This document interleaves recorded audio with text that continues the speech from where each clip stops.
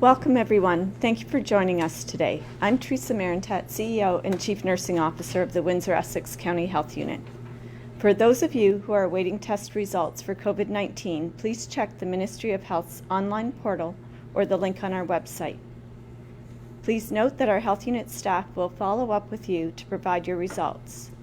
And please remember that while you are awaiting your results, you must remain in self-isolation. Overall, 8,386 individuals have been tested for COVID-19. Currently, we have 1,278 tests pending. I will now share the most current case counts. There are 60,772 confirmed cases of COVID-19 in Canada and 17,923 cases in Ontario. Chatham-Kent has 89 cases, and Sarnia-Lambton has reported 192 cases. Michigan now has 43,950 cases, with 9,394 cases being in Detroit. Today, we are reporting 656 cases of COVID-19 in our community, an increase of 15 cases from yesterday. 42% of our cases have occurred in long-term care homes, including both residents and staff. 210 cases have resolved, 15 people are in hospital. 16% of our cases are between the ages of 20 and 29 years, 15% are between the ages of 50 and 59 years, and 21% of our cases are 80 years and older. 41% are male, 58% are female, and 1% is unknown at this time. Our community has lost a total of 55 people to COVID-19. 41 deaths have occurred among residents in long-term care and retirement homes. Our health unit is working with 8 long-term care and retirement homes that are currently experiencing COVID-19 outbreaks. Testing for COVID-19 is based on a clinical assessment. Common symptoms of COVID-19 include fever, a new or worsening cough, and shortness of breath. However, other symptoms may be present, such as a sore throat, unexplained fatigue, an increase in falls, nausea, vomiting, chills, and headache. If you are feeling unwell and need to seek a health assessment for COVID-19, there are several options. Complete the online self-assessment tool available at ontario.ca, contact Telehealth Ontario, or call your primary care provider for a phone or virtual assessment. To access a local healthcare provider, walk-in clinic, or virtual medical assessment, please visit ehealthwindsoressex.ca. Windsor-Essex County has 2 COVID-19 assessment centers, Erie Shores Healthcare in Leamington and Windsor Regional Hospital, Olette Campus.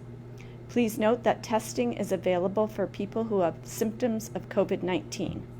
And please visit our website at wechu.org for the most current information and case counts. I will now turn it over to Dr. Wajid Ahmed, our Medical Officer of Health, for further updates regarding COVID-19.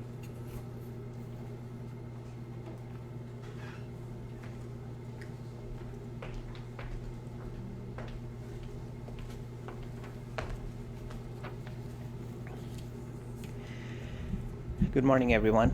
I regret to report the loss of one more community member lost her life to COVID-19.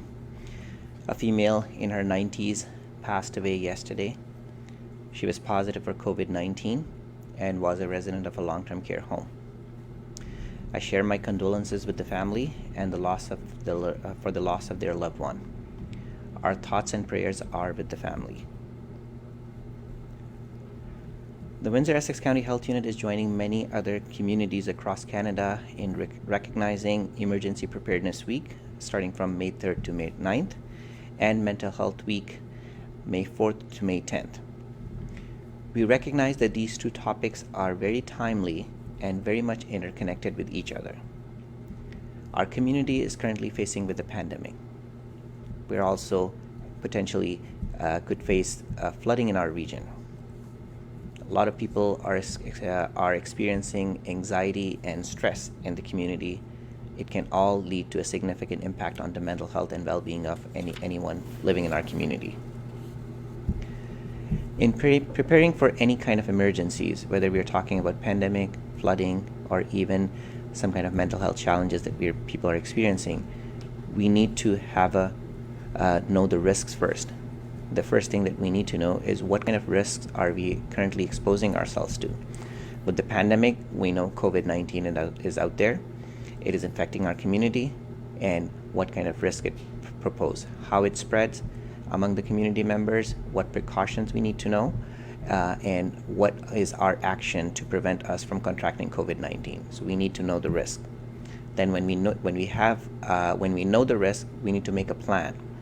The plan includes what to do in case of any of these emergency hit. What about our children? What is our plan if they're going to schools, if they're not going to school, if they're playing? What do we need to do with them? What is the plan for our pets? What is our plan for having enough medication if we need? Do we have any emergency medication at our home that we can use? Once we have that plan, we need to then prepare, making sure that you have all the tool, you have enough supplies, you have the 72-hour kit we always talk about in any type of these emergencies, ensuring that we have that. You need to stay informed. You need to stay up on top of all the information that is coming out as a result of this emergency, making sure that you have access to credible information to make sure that you are getting the information that you need to action your plan, whatever your plan is for that emergency. And last but not the least, you need to make sure that you are staying connected. It's important for you to stay connected, especially in this time, for the mental health and well-being of yourself and also for everyone else in the community. Thank you.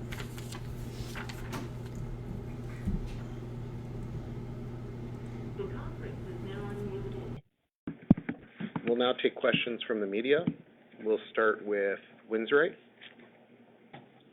I'm okay for right now. Okay. Windsor Star. Yes, I'm just wondering, Doctor, if you've seen a rise in calls for management of mental health crises, or if you can speak on community agencies, any partners who have expressed that.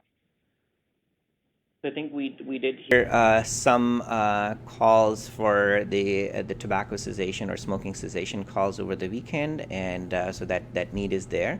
A lot of the mental health challenges are limited by the available services, and I think that's the time that many people may not even realize that they are experiencing some mental health challenges. So I think it's just about recognition first, is understanding and acknowledging those challenges, and reaching out to the service provider is also very important for everyone. I haven't heard specifically from any provider that they have seen an increase, but combining that with what is happening, especially with the stressors, some people have lost their jobs, some people are just unable to go outside. There are many things that are happening right now, and people need to be careful, and they need to be looking out for their own mental health and well-being.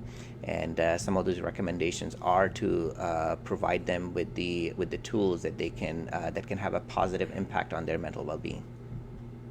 Thank you. Any questions from CBC?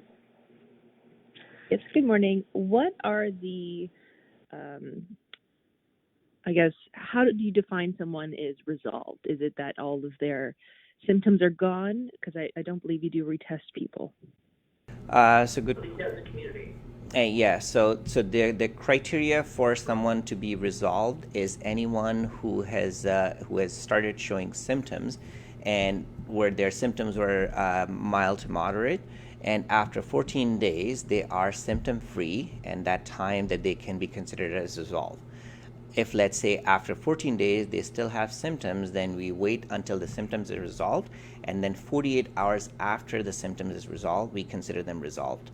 And again, those are all the cases that are mild to moderate and do not require any hospitalization. These are all the community cases that we are saying that the criteria for discharge or criteria for resolution. When the two long-term care, I think it's two recently, that have gone from no outbreak back into outbreak, is it that those people have shown signs of having symptoms again, or are those new cases?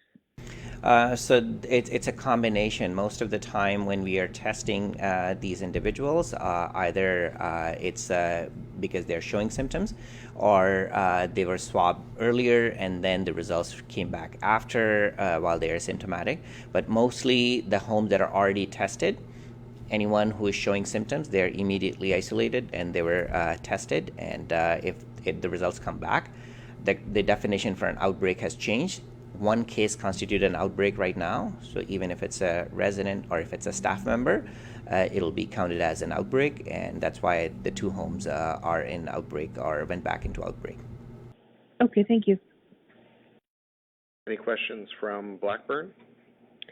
Yeah, the Ontario government yesterday came out and kind of applauded themselves, saying, they've made advancements in testing, they're reaching their goals, surpassing their goals, and yet we're still seeing a huge backlog in tests. I mean, where's the disconnect there? So I think there's a lot of efforts that are being happening at the provincial level. I cannot speak for them, but what we can see is even with the number of testing that we are doing locally has increased significantly. We like to see the results coming back quickly. There is no doubt about it. I think that's the push that we have asked from the local perspective, because at the local level, it is important for us to get those results back, because then some of those results can be actioned immediately as needed. And if those results are delayed, it's a challenge. And those conversations are happening, and I'm sure that there are many levels of government, many agencies involved in ensuring that all of that happen in a timely manner. And if you're really looking from a process perspective, the time someone is swabbed, that specimen need to be shipped out to a lab, and the delay in shipping that specimen to a lab is also have to come into play. At the lab, they have to look at their capacity. These specimens need to be tested within 72 hours, or they have to stored in a refrigerator for later on testing. And if the lab have the capacity to test them within 72 hours, they keep it there. Otherwise, it is sent to another lab that has the capacity to test it. So again, it does require some logistics to make it all that happen.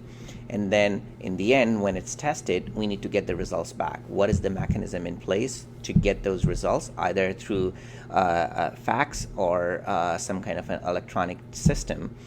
All those things are right now is challenged because there are many labs involved now for the distribution. So yes, it all needs to be, the process needs to be streamlined, and a lot of people are working to make sure that it happens. Until that happens, we at the community, it'll be a challenge for us to get those results timely, and we want those results to come back to us within, I would say, less than 3 days or sooner. What's the time frame right now? When are they coming back? Right now, we're looking at least 6 to 7 days, but some of the high-risk population, for example, someone who's hospitalized in ICU or a healthcare worker, generally we are getting their results much quicker than that. But again, sometimes it's a hit and miss, and unless it's coded appropriately at the requisition, it may or may not be processed in that timely manner. Any questions from CTV? I got a couple. So yesterday, Doug Ford said all businesses should get ready to reopen. So I'm just wondering, what should local businesses be doing right now to get ready to get open? So that's a good question. I think the first and foremost thing is the world, as we know, has changed significantly. And all these businesses need to, who may not be fit into the typical criteria of essential businesses, but they still need to get back. And the real challenge is, unless we completely remove all those restrictions of physical distancing and all the other requirements that we have in place, businesses need to look at ways to providing services or doing their business in a way which doesn't put public health at the risk.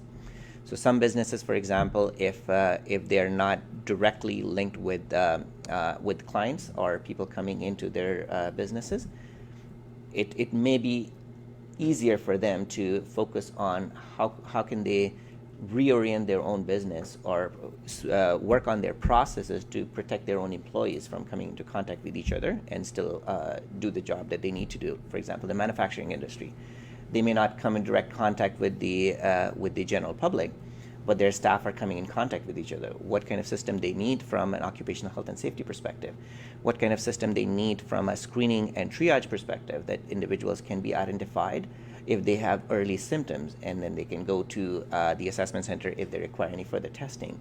What is the process in place to ensure that physical distancing can be maintained? Okay? And for some businesses, if physical distancing cannot be maintained, do they need any PPEs to make sure that people, if someone who eventually gets sick, is still not infect other people? And what are those systems looks like?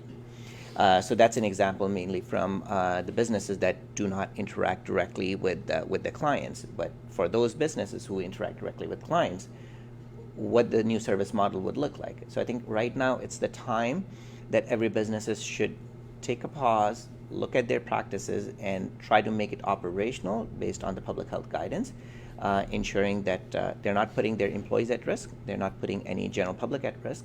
And what does it look like? Some businesses will come up with their own plan without getting all those details, because the businesses know their own operations much better than anyone else. Like, I cannot go and tell them, you must do this. I can provide them with some high-level guidance document, and that's what we are hoping for.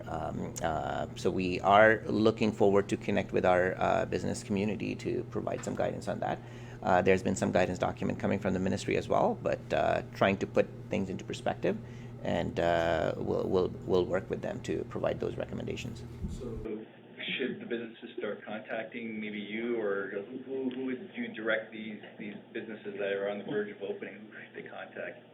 So I think we were approached by the Chamber of Commerce yesterday as well to have that conversation going, and we'll try to work with them to provide those high-level guidance. I would say no, do not contact us at this stage, because I think there's a lot going on. But we will provide some of those details for sure for the businesses to try and look into creating or changing their operations to meet the needs and meet the expectation on the Emergency Protection and Civil Emergency Management and Civil Protection Act to continue with their operations.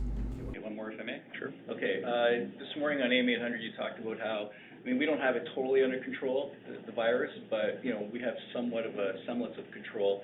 And I'm just wondering, because you've directed a lot of resources towards this COVID thing, right? Every morning I see you guys are hard at work, so I'm curious, at some point, we're talking about businesses opening, will you reopen the health unit in terms of, the services that you had to shut down, in effect, to take care of COVID? No, absolutely, and I think let's just be clear, in addition to COVID-19, any emergency services that the health unit provide, we are still providing that. We haven't cut down on those services.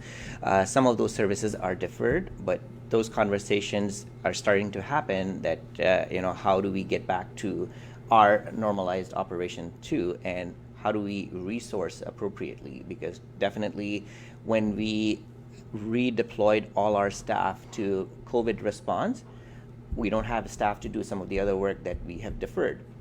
How are we managing that? Do we have enough staffing to make sure that we have a good handle on COVID-19 case and contact management and everything else that's happening with, whether we're talking about long-term care home, migrant farm workers, homeless population, mental health, some of the work that we are doing with the municipalities and supporting some of the community, providing with some of the guidance to the businesses. So there's a lot of activity that we are involved with. And how do we resource it appropriately to still meet that expectation for the community, and then also go back to providing some of our routine care that we do in public health, which includes like all the other things such as vaccination. We know that it's very important, and we are working with some of our primary care provider to ensure that the children vaccination is continued. But what about our school-based immunization clinic? So we have to get back to that. We have to get back to our dental stuff. So all the dental stuff that we do, we have to do that. Some of the smoking cessation services right now, we are providing online a phone-in service, and then sending our nicotine replacement therapy to them directly. some of the sexual health services that we provide here in our clinic. So there's a lot that we have to go back to, but it all depends on those conversations and where this COVID-19 is heading and how we can appropriately resource it. Obviously, if we have more money, more funding, it's an easy decision. But it's obviously public health. We always struggle with the resources and trying to balance with the needs of the community. But we have to get back there. And some of these conversations we started internally. But a bigger conversation definitely needs to happen at the other levels of the government to make sure that we have appropriate resources to manage COVID-19 on one end, and also going back to what our typical role is in public health in ensuring, protecting, and promoting the health of our community. Any questions from AM 800? Yes. Yesterday I spoke to Ontario's Health Minister, Christine Elliott, and she noted, and this is what she said, that Windsor-Essex is actually doing worse than the provincial average. She had the statistic of 100,000 population, Windsor-Essex has 136.3 cases. The Ontario average is 108.9 per 100,000 population. Windsor-Essex is doing worse than the provincial average. Why do you think that is? So we shared that same graph on our EPI summary Friday, and we shared that the week before. And when we made that comparison, we made the point that actually our case rate, the standardized case rate per 100,000 population, is much higher than the provincial average. So we made that comment. And some of the consideration that we made is obviously it has to look at, it was not broken down further by the population demographic or population distribution. So the age ranges, what's the average age looks like, what's the seniors population in our community looks like. So our seniors population in our community is much higher than the provincial average. So that's the first thing.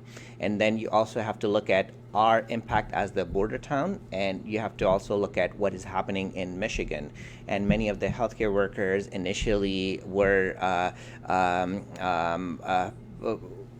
like a good number of them were working in Michigan. So some of these exposure that happened locally, which was very different than any other community who is not connected with a border town that has a much higher number of cases in a proximity. So there are a number of factors for sure, and I think the other piece is obviously it's our community is it took us a little bit of time to get into that mode of physical distancing and getting all those things in place. But right now it is there. We are still having case. We are not out of the woods yet. But yes, it is. The numbers speaks for itself. We shared that number for almost 2 weeks now, and we wanted everyone to know that we are higher than the provincial average, and it was shared at least twice in my presentation. How concerning is that for you, given the fact that the province is the one that mandates, when businesses can reopen, but if we're doing worse than the provincial average, should we be slower when it comes to reopening? Well, when you're looking at the provincial data, so obviously provincial data incorporates everyone who's living in the province. If you're comparing yourself with any major cities, like cities of our size, then I think it would be a relatively fair comparison. Even if we're looking at comparing ourselves with London, our case counts may be higher than London, which is, again, it's a concern, but we are a border town. They're not. And any other cities like Toronto, Ottawa, if you're looking at their numbers, they're much higher. So I think there are a number of things that come into play. It is a concern for our community, and that's why I think we have really emphasized the importance of all those public health measures, and we continue to do that every day. We are putting all those messages, being transparent, clearing, giving out the information that everyone needs to play their part. It's not us, it's a social responsibility. It's all of us doing our part to make sure that we get to a place where we should be. Okay, thank you. Any further questions from Windsorite? Yeah, good morning. One thing we're seeing daily in the comments on this live stream are people asking for a breakdown of daily cases between community and long-term care. Is that something the health unit could start providing each day? Well, we do provide our epi-summary weekly.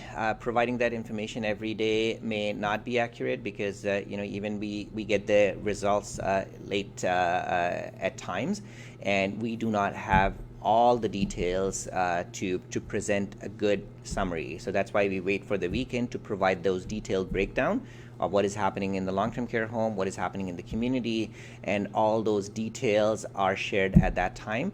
I would prefer to use the same Friday model. And again, day-to-day variation, it really doesn't matter that much. It matters is the consistency. If we are consistently seeing a number of cases in the community, it is a concern. We need to bring those number of cases in the community down to zero.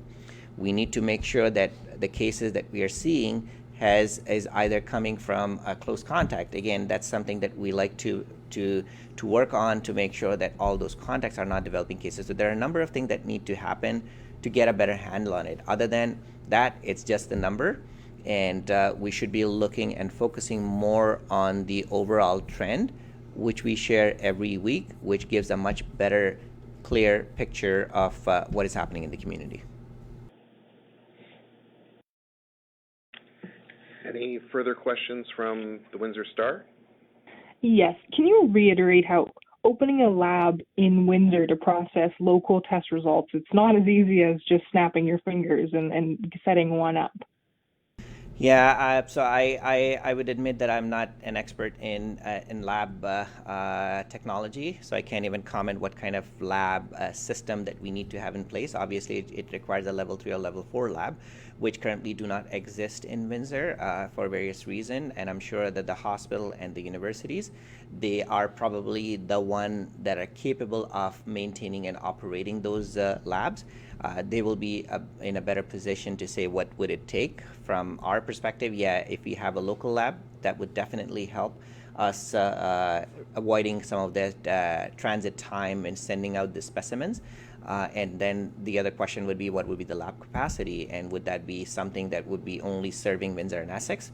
And so I don't have that answer, but I think the folks working in the hospital or the university who operates these labs, they can provide a much better answer than me. Thank you.